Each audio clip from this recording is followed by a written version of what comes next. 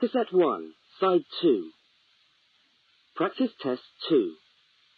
You will hear a number of different recordings, and you will have to answer questions on what you hear. There will be time for you to read the instructions and questions, and you will have a chance to check your work. All the recordings will be played once only. The test is in 4 sections.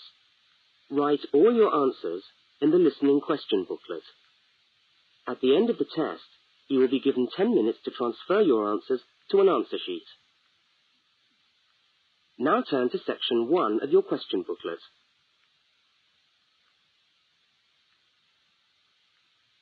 Section 1.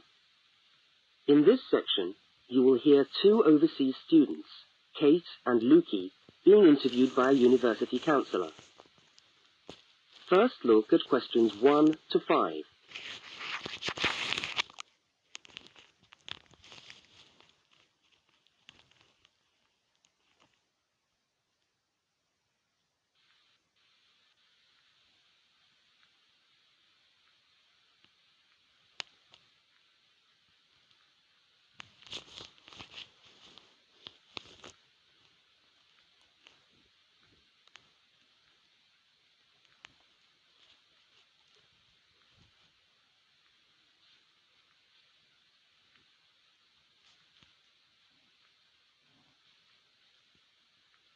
You will see that there is an example which has been done for you. On this occasion only, the conversation relating to the example will be played first.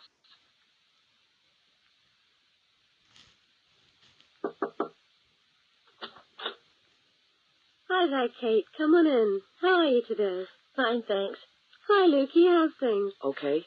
Well, as I explained on the phone, I'm a counsellor here at the Student Services section of the university. And I'm interviewing overseas students to help me draw up a guide for new students. So I'd be grateful if you could tell me a little about your time since you've been here in Cambridge. Right. Yeah. Now, Kate, let's start with you. Okay. This is your second semester, isn't it? Could you tell us something about your first impressions of the town when you arrived? Yeah. Well, first of all, I was struck by how quiet it is here in the evening. Kate's first impression of the town is that it is quiet in the evening. So, quiet is the answer. Now we shall begin. You should answer the questions as you listen, because you will not hear the recording a second time.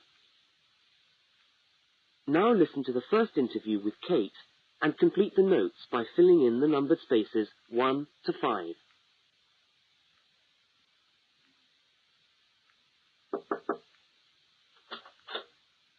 Hi there, Kate. Come on in. How are you today? Fine, thanks. Hi, Lukey. How's things? Okay. Well, as I explained on the phone, I'm a counsellor here at the Student Services section of the university. And I'm interviewing overseas students to help me draw up a guide for new students.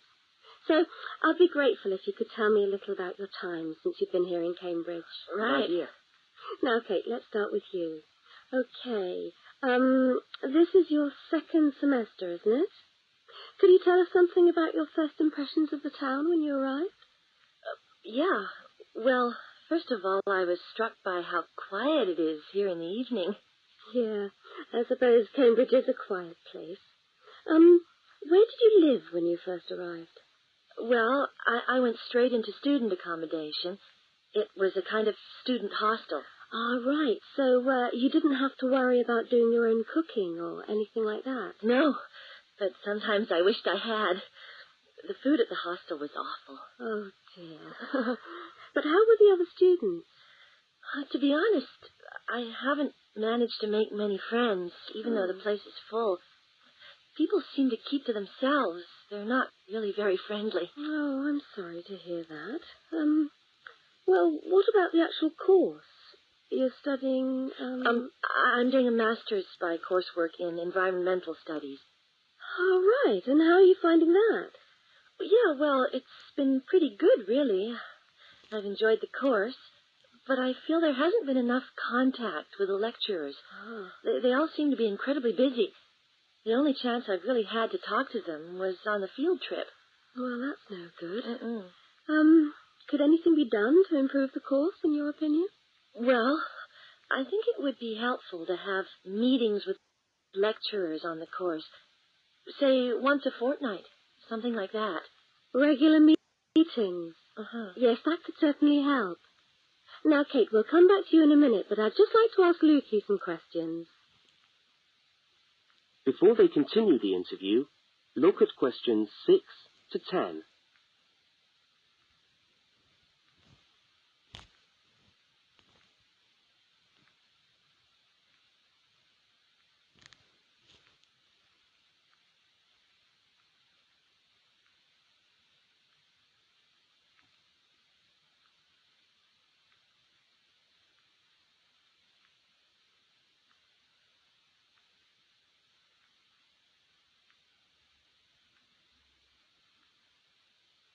As you listen to the rest of the interview, complete the notes. Lukey, where are you from? I am from Indonesia. And how did you find Cambridge when you first arrived? Well, I like it here. I think the city is very beautiful. What about your accommodation? Was that okay? Yes, okay. At first, I stayed with a family for 3 months. They were very kind to me, but they had 3 young children, and I found it difficult to study. Right, I see. So after 3 months, I moved out, and now I live with 2 other students in a student house. It's much cheaper, and we like it there. Good. And, what about your studies? What are you studying? I'm doing a Bachelor of Computing. Computing, I see. Apart from the language difficulties, if you can separate them, how have you found the course? Okay, but... Yes, go on. Well, the main difficulty for me is getting time on the computers in the computer room. It's always busy, and this makes it very hard to do my practical work. Yes, I'm sure it would. Can you reserve time in the computer room? No, you can't. But it would certainly help if we could reserve computer time. Yes, I'll look into that and see if something can't be done to improve things over there. Now, let's go back to Kate. That is the end of section 1. You now have half a minute to check your answers.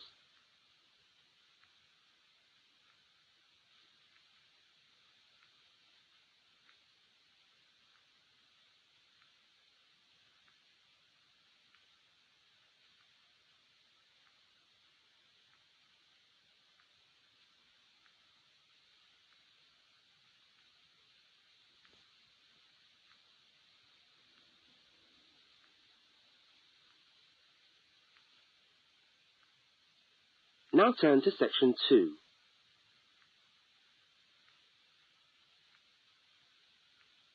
Section 2. You are going to hear a radio talk about buying a bicycle. First, you have some time to look at questions 11 to 20.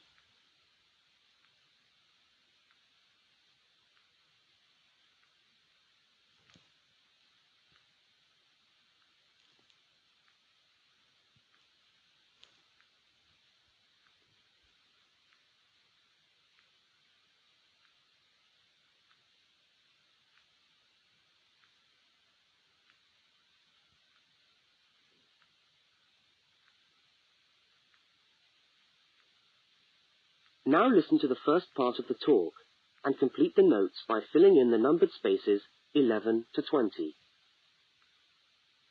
Well, last week we talked about buying camping equipment, and today I'd like to talk to you about buying a bicycle. A simple enough exercise, you might imagine, but there are lots of things to look out for to make sure you get the best deal for your money. Well, the range of bicycles is enormous. There are racing bikes, touring bikes, mountain bikes, or just plain ordinary bikes for riding around town. They vary enormously in 2 basic ways: price and quality. This means that the choice you make will probably be determined by the amount of money you want to pay, your own personal needs, what is actually available, or a compromise of all 3 things. However, in broad terms, you can spend anything from $50 to $2,000 on a bike, so you'll need to know what you're looking for. Single-speed cycles, that is bikes with no gears, are really only suited to short, casual rides. Their attraction is their simplicity and reliability. After years of neglect, they still manage to function, though not always too efficiently. If it's basic transport you're after, then you can't go wrong. 3-speed cycles, on the other hand, are all that is really necessary for most town riding, going to the shops and things like that. Like the single-speed bike, they're simple and reliable. If you are going to be going up and down lots of hills, then you'll probably want something more efficient. 5 and 10-speed bicycles are best suited to riding over long distances or hilly terrain and to serious touring. So if it's serious touring you're interested in, get a 5 or 10-speed bike. However, it's worth remembering that the difference in price between a 5 and 10-speed cycle is usually very little, and so it's well worth paying that little bit extra to get the 10-speed one.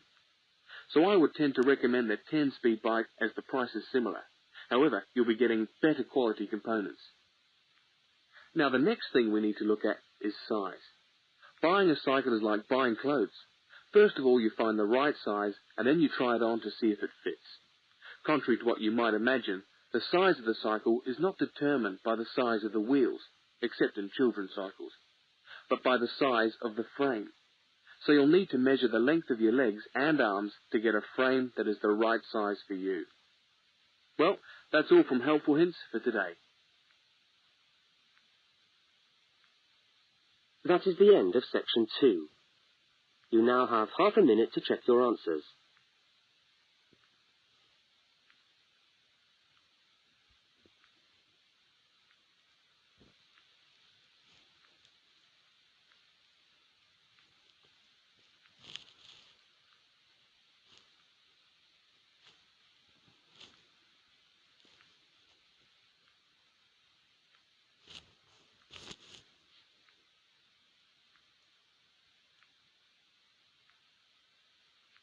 Now turn to section 3.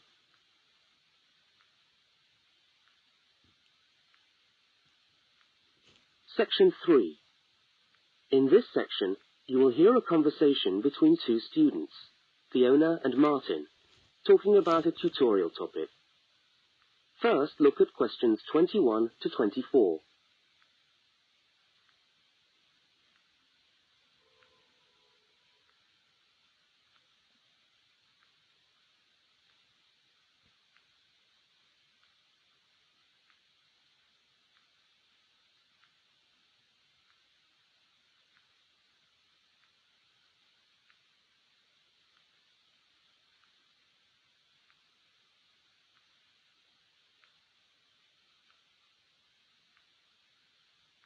Now listen and answer questions 21 to 24.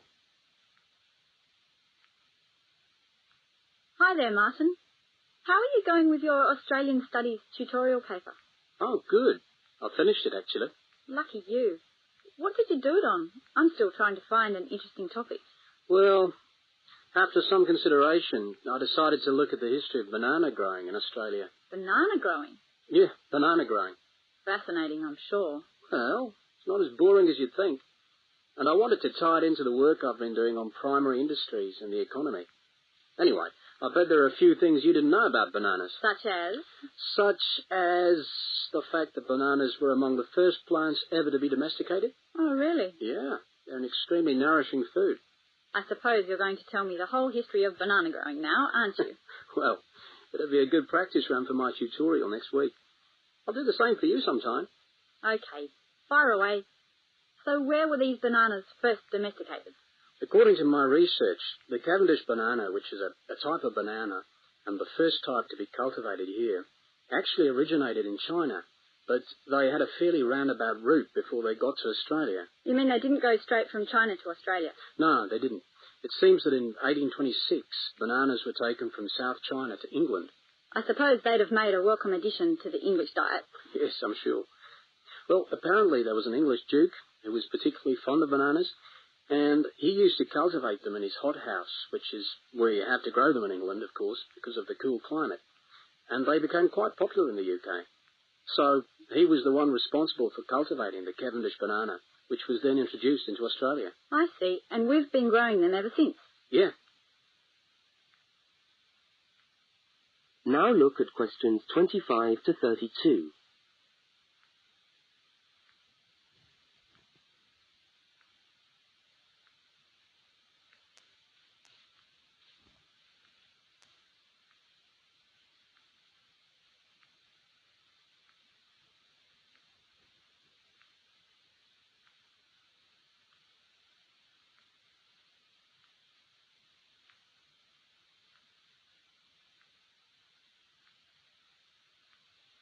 As the conversation continues, complete Martin's notes.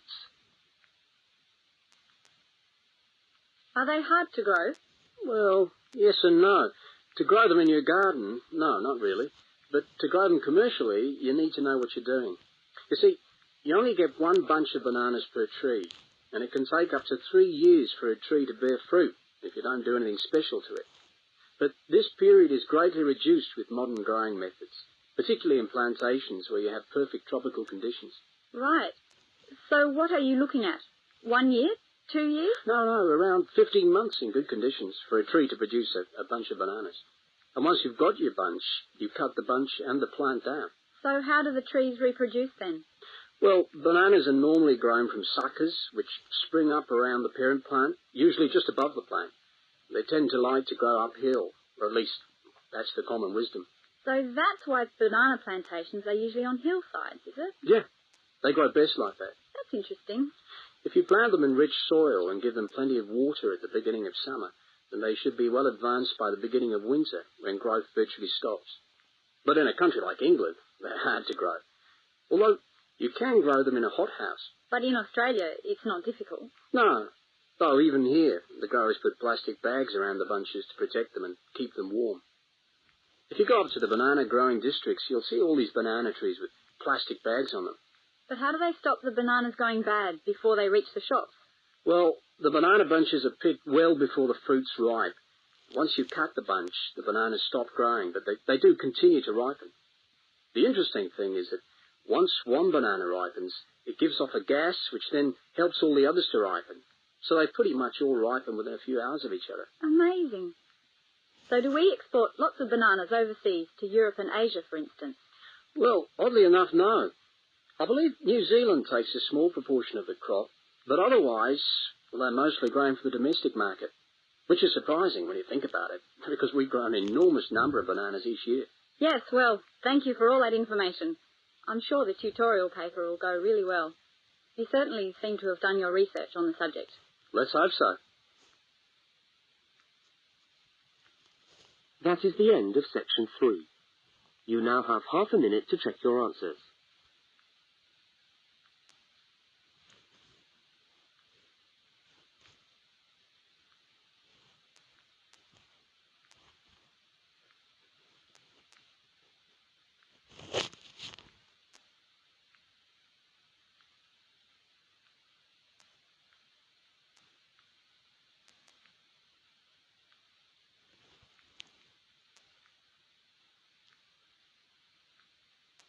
Now turn to section 4.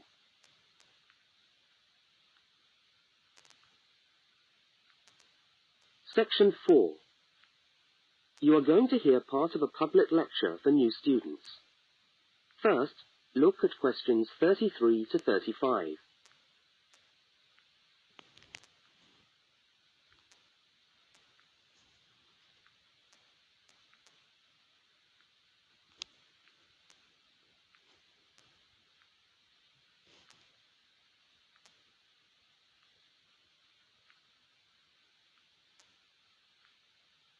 Now listen and answer questions 33 to 35.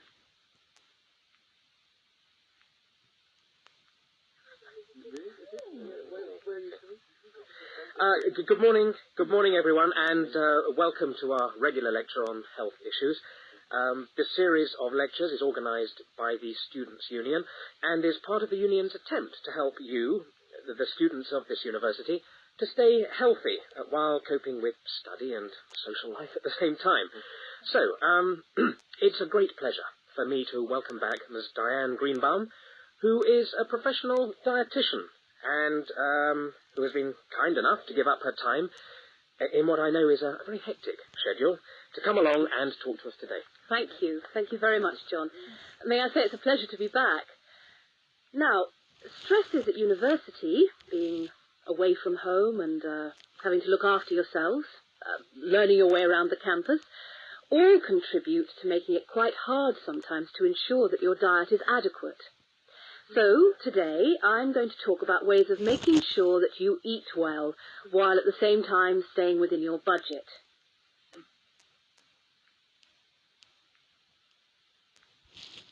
Now look at questions 36 to 41.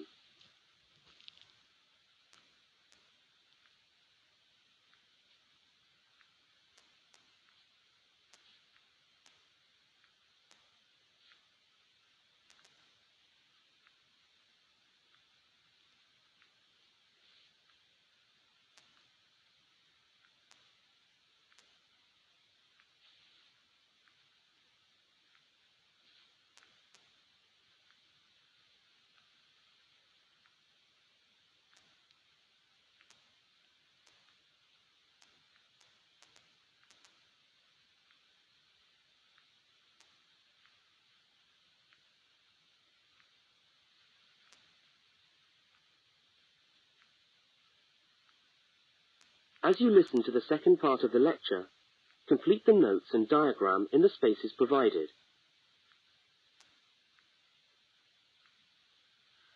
If you have a well-balanced diet, then you should be getting all the vitamins that you need for normal daily living.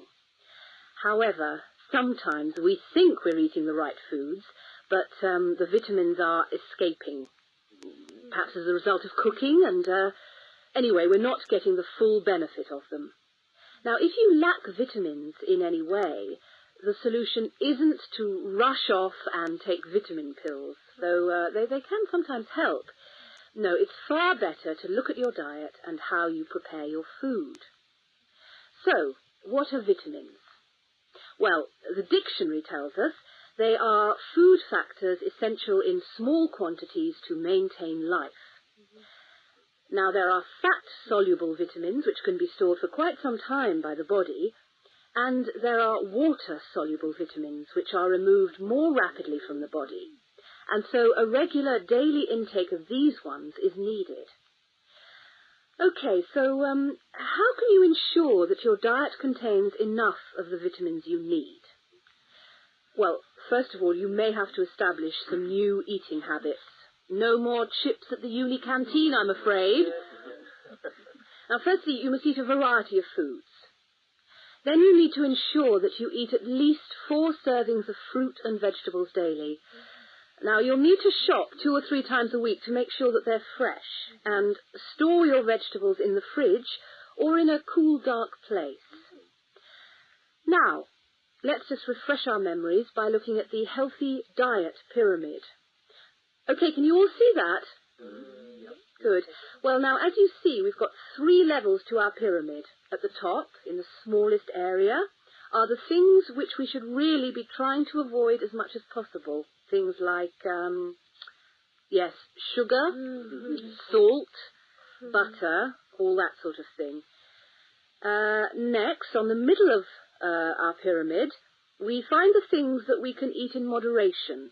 Not too much, though. And that's where we find milk, lean meat, fish, nuts, eggs. And then at the bottom of the pyramid are the things that you can eat lots of, because they're the things that are really good for you. Here we have bread, vegetables, and fruit. So, don't lose sight of your healthy diet pyramid when you do your shopping.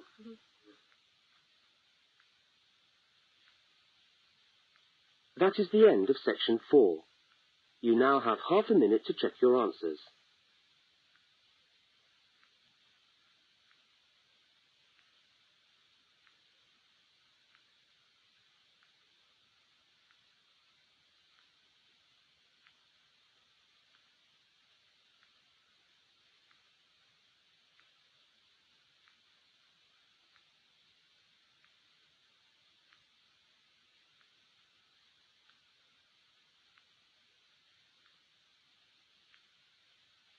That is the end of the listening test.